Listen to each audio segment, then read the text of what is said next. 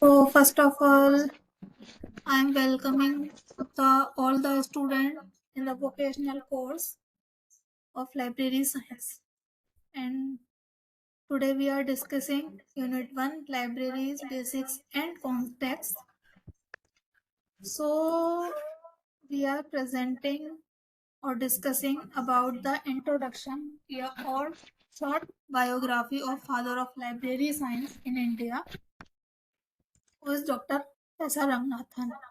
So today we are discussing the lifestyle of Dr. S.R. Ramanathan, educational background, working and starting career, major professional activities, 5 laws of library science, and organizational development and award achievements and honors. So first of all, हम ये जानेंगे कि जो doctor S R Ranganathan है उनको father of library science क्यों कहा जाता है, क्योंकि इस फील्ड में, लाइब्रेरी साइंस के फील्ड में, डॉक्टर एस आर रंगनाथन का जितना कंट्रीब्यूशन है, इतना कंट्रीब्यूशन किसी भी लाइब्रेरी प्रोफेशनल का नहीं है।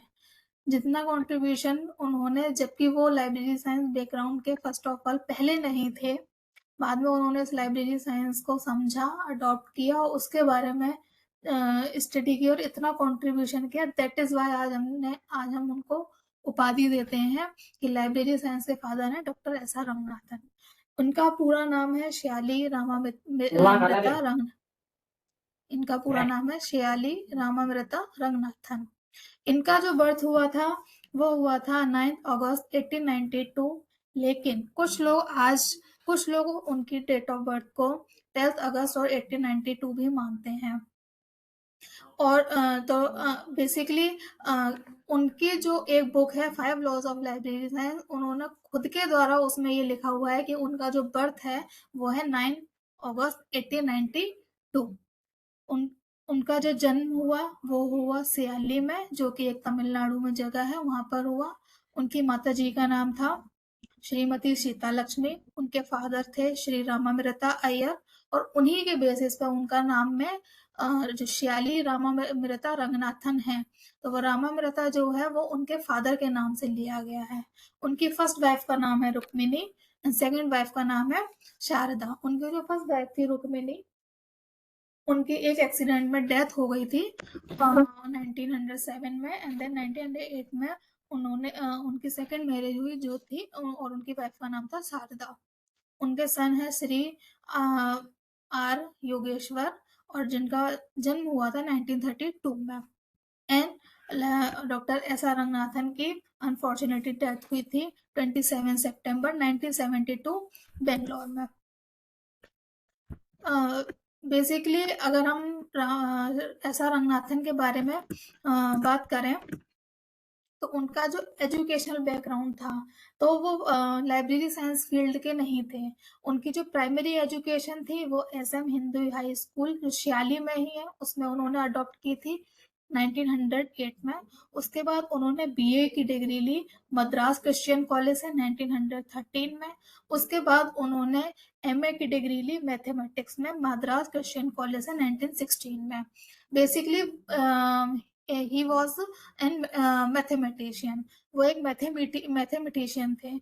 उसके बाद उन्होंने 6 मंथ्स का सर्टिफिकेट कोर्स किया लाइब्रेरी साइंस में इंग्लैंड से। उसके बाद उन्होंने डीलिट की, उन्हें 2 डिग्रियां दी गई, एक दिल्ली यूनिवर्सिटी से 1948 में और एक पिट्सबर्ग यूनिवर्सिटी में 1964 में।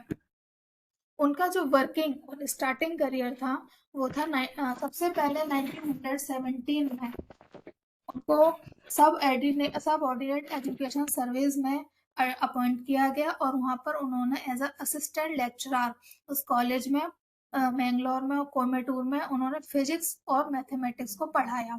क्योंकि वो एक मैथमेटिशियन थे, उन्होंने लाइब्रेरी साइंस के कोर्स को बाद में अडॉप्ट किया था, तब उन्होंने लाइब्रेरी साइंस के फील्ड में बहुत सारा कंट्रीब्यूशन दिया।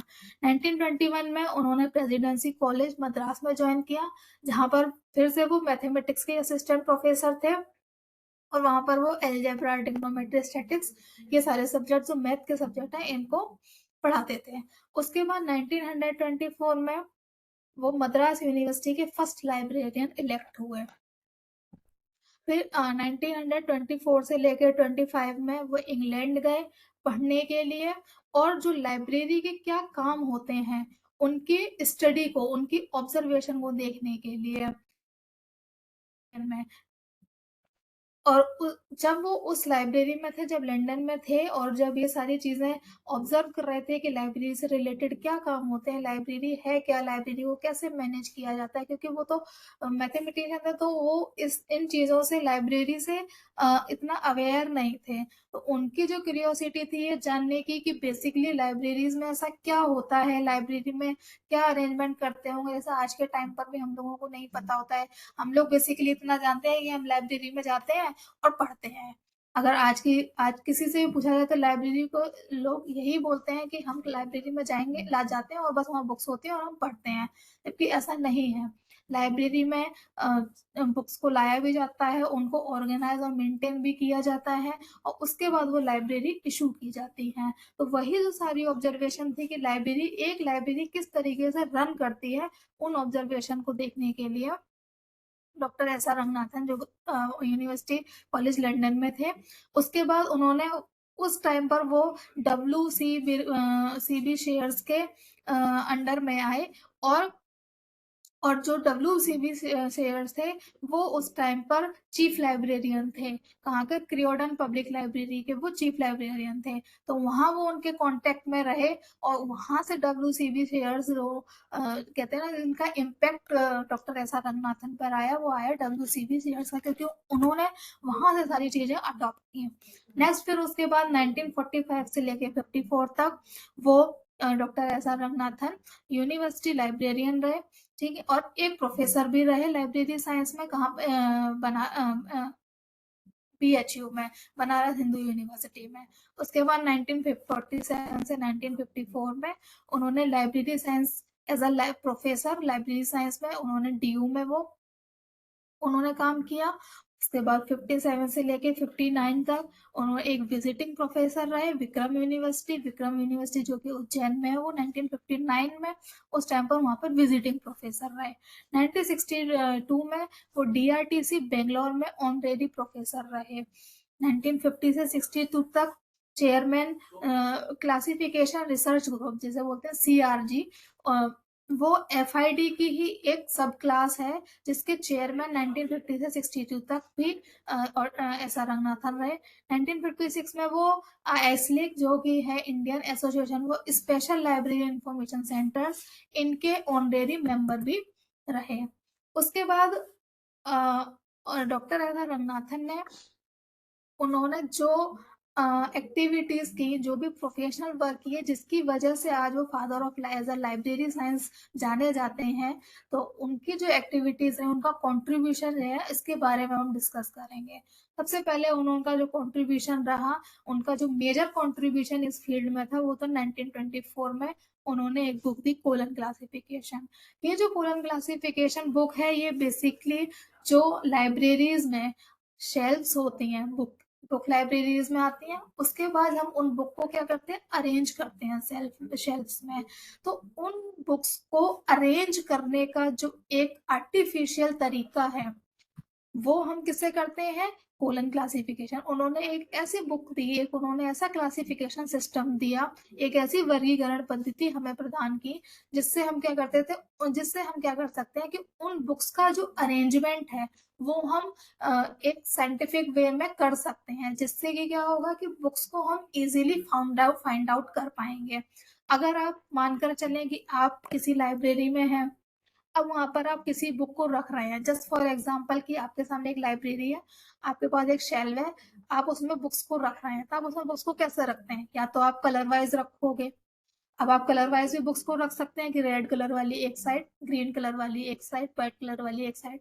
सेकंड, आपके पास ऑप्शन हो सकता है कि आप साइज के वाइज रख दो, कि कुछ साइज की बुक एक साथ रख दो, बड़ी वाली बुक एक साथ रख दो, मीडियम साइज वाली एक साथ रख दो, ये भी कर सकते हैं। थर्ड वे हमारे पास क्या हो सकता है कि हम सब्जेक्ट वाइज भी बुक को रख सकते हैं, मैथ की बुक एक साइड रख देते हैं, साइंस की बुक एक साइड रख देते हैं, इकोनॉमिक्स की एक साइड रख देते हैं, फिजिक्स की एक साइड रख देते हैं, तो हम सब्जेक्ट वाइज भी रख देते हैं। तो ये काफ़ी सारे तरीके हैं बुक्स को अरेंज करने के लिए, बिकॉज़ हम लाइब्रेरी में हमें बुक्स को अरेंज करना है, हमें बुक्स को ऑर्गेनाइज़ करना है, तो हम बुक्स को ऑर्गेनाइज़ अपने वे में किसी भी वे में कर सकते हैं, चाहे हम साइज़ वाइज़ करें, चाहे हम कलर वाइज़ करें, चाहे हम सब्जेक्ट के वाइज़ करें। बट हम ये कर तो देंगे, बट वहाँ प्रॉब्लम क्या क्रिएट होगी? वहाँ प्रॉब्लम ये क्रिएट होगी, आप मानकर चलो जस्ट फॉर एग्ज़ाम्पल कि आपने किसी बुक को कलर वाइज रखा, तो आपकी लाइब्रेरी में जब कोई बुक मांगने आएगा, तो वो किसी बुक को कलर से तो मांगने नहीं आएगा कि मुझे रेड वाली बुक चाहिए या मुझे ग्रीन वाली चाहिए।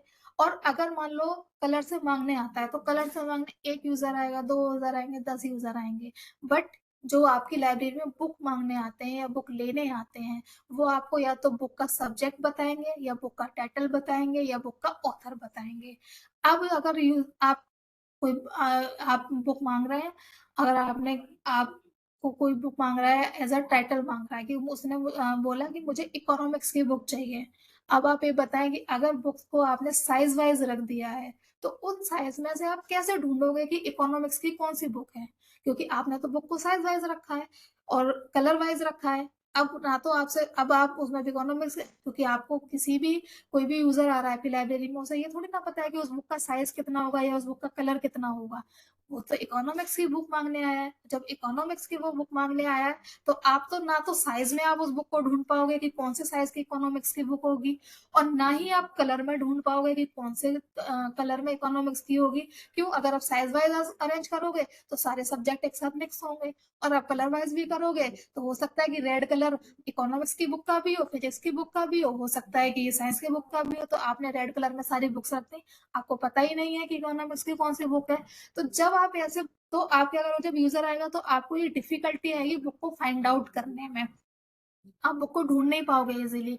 और जब आप बुक को ढूँढ नहीं पाओगे और यूज़र को दे नहीं पाओगे, तो आप उसमें टाइम वेस्ट करेंगे, किसका? यूज़र का भी करेंगे, और अपना सेल्फ भी अपना टाइम वेस्ट करेंगे।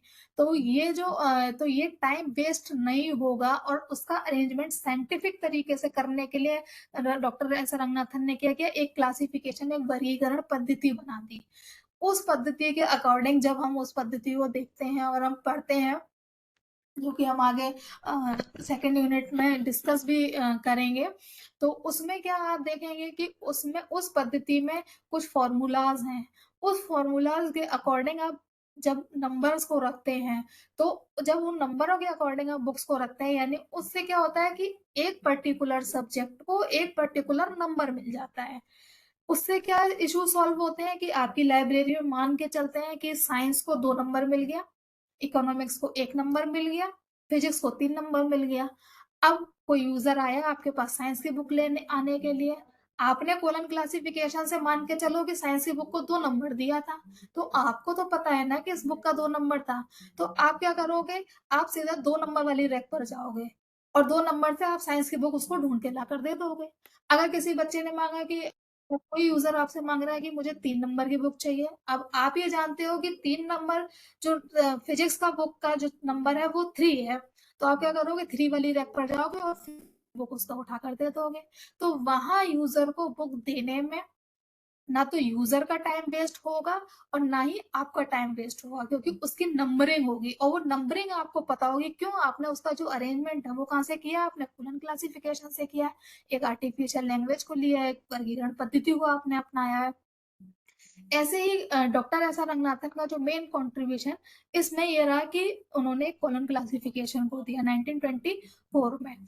अभी तक कोलन क्लासिफिकेशन के काफी सारे एडिशन आ चुके हैं।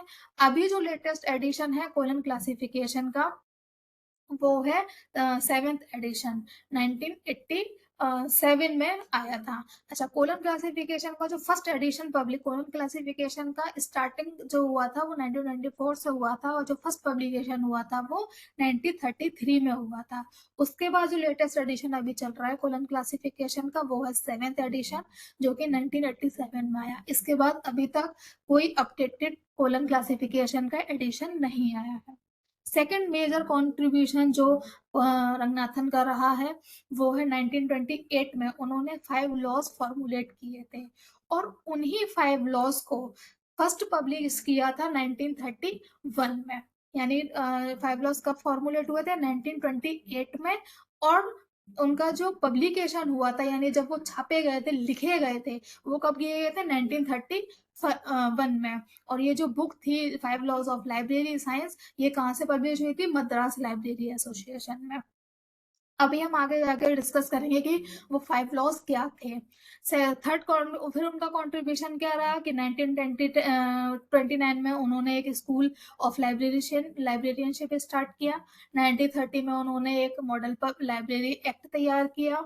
उसके बाद 1934 में एक classified catalogue code, triple C जिसको हम बोलते हैं, वो पब्लिश हुआ। फिर 1935 में उन्होंने लाइब्रेरी एडमिनिस्ट्रेशन पर एक बुक लिखी, उसका फर्स्ट पब्लिश किया। 1937 में उन्होंने प्रोलोगोमिना टू लाइब्रेरी क्लासिफिकेशन, उनका एक बुक थी, वो लिखी। उसके बाद पब्लिश की 1938 में उन्होंने library theory of library catalogue book publish की। 1940 में उन्होंने रेफरेंस सर्विस एंड बिब्लियोग्राफी, ये सारी बुक उनके कंट्रीब्यूशन में रही हैं। 1944 में 1944 से 53 तक वो इंडियन लाइब्रेरी एसोसिएशन ILA के प्रेसिडेंट रहे।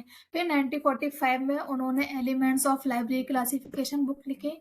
उसके बाद उन्होंने 1948 में classification international documentation book publish की। 1948 में डॉक्टर एस आर रंगनाथन के जो एफर्ट थे और जो कंट्रीब्यूशन था, उन्होंने क्या किया था कि जो मद्रास पब्लिक लाइब्रेरी एक्ट था उसको पास करवाया था। फिर 1951 में उन्होंने क्लासिफिकेशन एंड कम्युनिकेशन का फर्स्ट एडिशन पब्लिश किया। उसके बाद 1955 में हेडिंग्स एंड कैनन्स नाम की एक बुक आई। और उसके बाद 1963 में डॉक्यूमेंटेशन एंड स्प्रेडशीट, इसकी एक बुक पब्लिश की। अब हम बात करेंगे कि 5 लॉज ऑफ लाइब्रेरी साइंस, जो कि 1928 में फॉर्मुलेट किए गए थे और 1931 में वो फर्स्ट टाइम पब्लिश किए थे। जो डॉक्टर एस आर रंगनाथन हैं, उनका मेजर कंट्रीब्यूशन एक कोलन क्लासिफिकेशन, एक 5 लॉज ऑफ लाइब्रेरी साइंस। ये जो 5 लॉज हैं, आप लाइब्रेरी साइंस की किसी भी ब्रांच में, किसी भी फील्ड में आप इसको अप्लाई करेंगे, आप ये देखेंगे ये सारे 5 लॉज जो हैं, वो आप किसी भी फील्ड में, किसी ब्रांच में अप्लाई करेंगे ना, ये सारे रूल्स फॉलो होते हैं। कैसे होते हैं? पहला लो था इनका, बुक्स आर फॉर यूज, यानी जितनी भी बुकें हैं वो सब किसके लिए हैं? यूज के लिए हैं, उपयोग के लिए हैं। कि लाइब्रेरी में, किसी भी लाइब्रेरी में जितनी भी बुक्स होती हैं, उन वो किसके लिए होती हैं? यूज के लिए होती हैं, उपयोग के लिए होती हैं।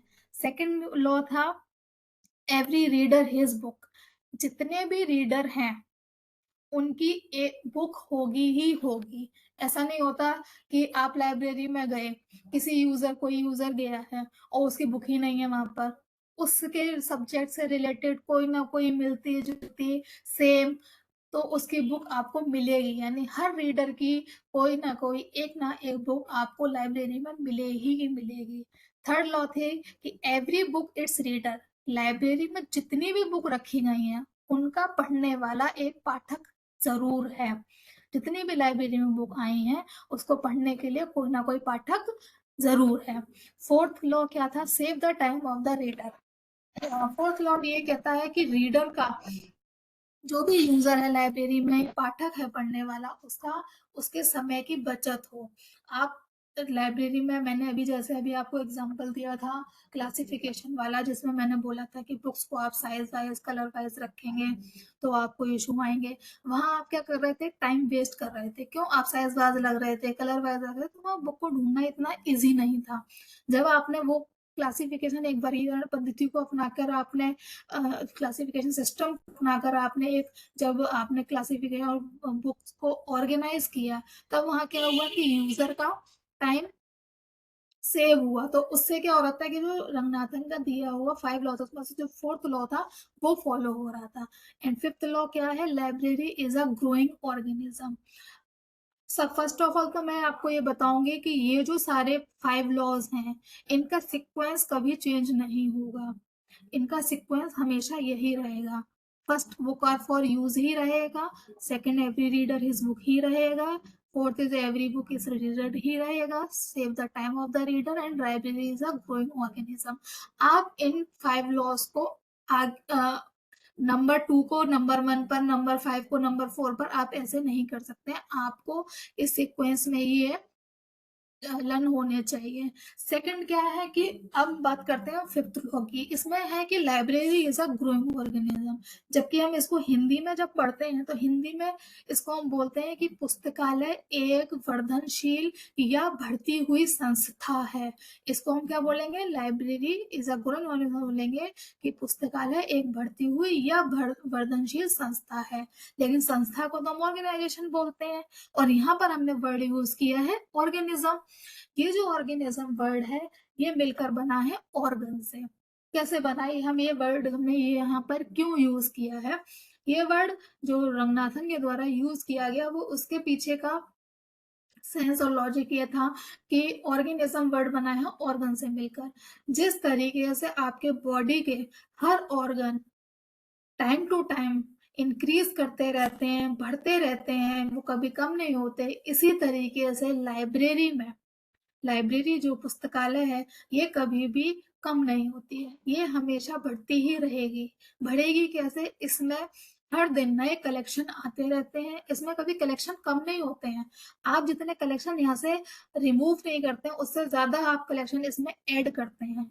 आज आप देखोगे आपकी लाइब्रेरी में अगर 100 बुक्स हैं तो आप नेक्स्ट डे देखोगे लाइब्रेरी में 110 होंगी, 150 होंगी, व 200 होंगी, व 250 होंगी। कभी आपको 100 बुक की 90 बुक नहीं मिलेंगी। तो लाइब्रेरी क्या है कि लाइब्रेरी एक ऑर्गन की तरह है जो हमेशा बढ़ता ही रहता है, कभी कम नहीं होता। जैसे आपने देखा होगा फॉर एन एग्जाम्पल की रेजिन्स होती हैं, रेजिन मतलब किशमिश जो होती हैं। तो आप क्या करते हो कि जैसे मान के लो कि आपने रात में उस किशमिश को पानी में भिगो दिया। अब आप मॉर्निंग में देखोगे तो किशमिश फूल जाती है, ठीक है, और जब आप उसको फिर उसको छोड़ दोगे तो वो फिर अपनी शेप ले लेती है। तो इसी तरीके से लाइब्रेरी का है, लाइब्रेरी कभी कम नहीं होगी, या तो वो उसी शेप में रहेगी या वो बढ़ेगी। उसके अलावा इसलिए हमने यहाँ पर ये वर्ड यूज किया है, लाइब्रेरी ऑर्गेनिज्म वर्ड यूज किया है। नेक्स्ट, अब उनके ऑर्गेनाइजेशनल डेवलपमेंट क्या रहे? अभी तक हमने बात की कि उनका फैमिली करियर क्या रहा, उनकी एजुकेशनल लाइफ कैसे रही, उनका क्या क्या वर्क प्रोफाइल रहा, उन्होंने क्या क्या चीजें क्या क्या इंडिया में दी, उनका कंट्रीब्यूशन इस फील्ड में कितना रहा। अब उनका ऑर्गेनाइजेशनल डेवलपमेंट के बारे में बात करेंगे। 1928 में उन्होंने मद्रास लाइब्रेरी एसोसिएशन को फाउंड किया था। उसके बाद उन्होंने इस लाइब्रेरी साइंस का एक स्कूल खोला था यूनिवर्सिटी ऑफ मद्रास में 1931 में। 1951 में उन्होंने पीएचडी स्टार्ट की थी, और सबसे पहले जो पीएचडी लाइब्रेरी साइंस में स्टार्ट की गई थी वो दिल्ली यूनिवर्सिटी से की गई थी। डीयू में सबसे पहले पीएचडी की डिग्री शुरू हुई थी, 1951 में स्टार्ट हुई थी। उसके बाद 1957 में Sarada Ranganathan chair library science के स्टार्ट की गई मद्रास यूनिवर्सिटी में। 1961 में Sarada Ranganathan endowment for library science ये स्टार्ट हुआ 1961 में। 1962 में DRTC documentation research and training centre Bangalore में खोला गया। और वो जो खोला गया वो किसके द्वारा खोला गया? डॉक्टर एस आर रंगनाथन के द्वारा। और उसमें हेल्प की किसने? यूनेस्को ने। उसके बाद हम बात करेंगे डॉक्टर एस आर रंगनाथन के कुछ अवार्ड एंड अचीवमेंट और ऑनर्स, जो भी अवार्ड उन्हें मिले, जो भी अचीवमेंट उन्होंने लिए, या जो भी सम्मान उन्हें दिए गए। सबसे पहले उन्हें राव साहब की उपाधि दी गई। किसके द्वारा दी गई? गवर्नमेंट ऑफ इंडिया के द्वारा दी गई 1935 में। उसके बाद उन्होंने डीलिट की डिग्री दिल्ली यूनिवर्सिटी से ली 1948 में। उसके बाद वो वर्जीनिया बिब्लियोग्राफी सोसाइटी में ऑनरेरी फेलो भी रहे 1951 में। उसके बाद उनको पद्मश्री भी अवार्ड हुई है, वो गवर्नमेंट ऑफ इंडिया ने दी उनके कंट्रीब्यूशन के लिए 1957 में। उसके बाद वो लाइब्रेरी एसोसिएशन जो कि लंदन में है उसके वाइस प्रेसिडेंट भी रहे हैं 1957 में। उसके बाद इंटरनेशनल फेडरेशन फॉर डॉक्यूमेंटेशन एफआईडी के एनवेरी फेलो रहे 1957 में। सेकेंड उन्हें डीलिट की डिग्री जो मिली है वो यूनिवर्सिटी ऑफ पिट्सबर्ग से मिली थी यूएसए से 1964 में। फिर उन्हें नेशनल रिसर्च प्रोफेसर भी डिक्लेयर किया गवर्नमेंट ऑफ इंडिया के थ्रू 1965 में। उसके बाद वो इंडियन स्टैंडर्ड इंस्टीट्यूशन आईएसए के ऑनरेरी फेलो रहे। उसके बाद उन्हें एक अवार्ड दिया गया grand night of peace award mark Twain society जो कि यूएसए में उसके थ्रू। और कल हम अब डिस्कस करेंगे कि जो लाइब्रेरीज हैं उनका हिस्टोरिकल डेवलपमेंट कैसे हुआ, लाइब्रेरीज स्टार्ट कहाँ से हुई, किस तरीके से लाइब्रेरी ग्रो की, और आज पहले जो लाइब्रेरीज थी वो किस तरह से थी, क्या ट्रेडिशनल वे था, आज मॉडर्न वे है, आज क्या चीज़ें और लाइब्रेरी में इवॉल्व हुई हैं, इसके बारे में हम कल डिस्कस करेंगे। Thank you so much.